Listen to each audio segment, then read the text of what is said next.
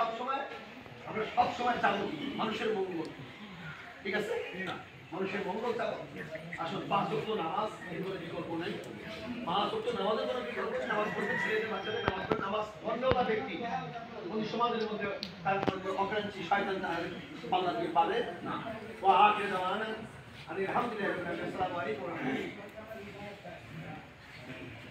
আমি সভাপতি মহোদয় রাখবেন তাকে পারি জনাব মোহাম্মদ ইসলাম কথা বলার পক্ষে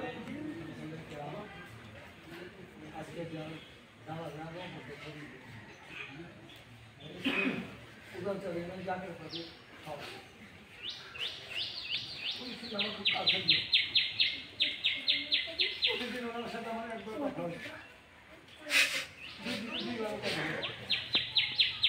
আমি গত মঙ্গলবারের দিন আমার বাড়ি মিলাদ ছিল, মিলাদে আমি বিধানের আলমের কথা বললাম।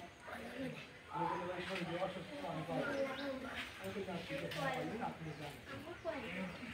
দেখি মঙ্গলবারের দিনে 11টা দিকে খাতে মিলাদ তোলাকে খাওয়া দাওয়া করে আসলো। তারপরের দিন বিকালবেলা ভেঙে দিচ্ছি আর ওরা পাইনি, ওনারা পাইনি। কালকে জিয়ার সাথে দেখা করে জিয়া বলে আমি সভাপতি আনতে পারি।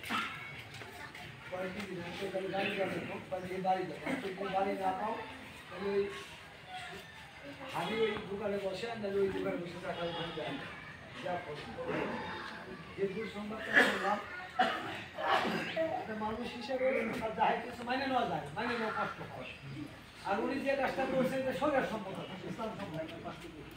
এখন কি করবো ভাই নাকি তা আল্লাহর পর সমর্থ করলে এখন পীরের কাছে বায়াত গ্রহণ করবে, পীরের কথা আল্লাহ, তাহলে ওই বায়াত গ্রহণ করে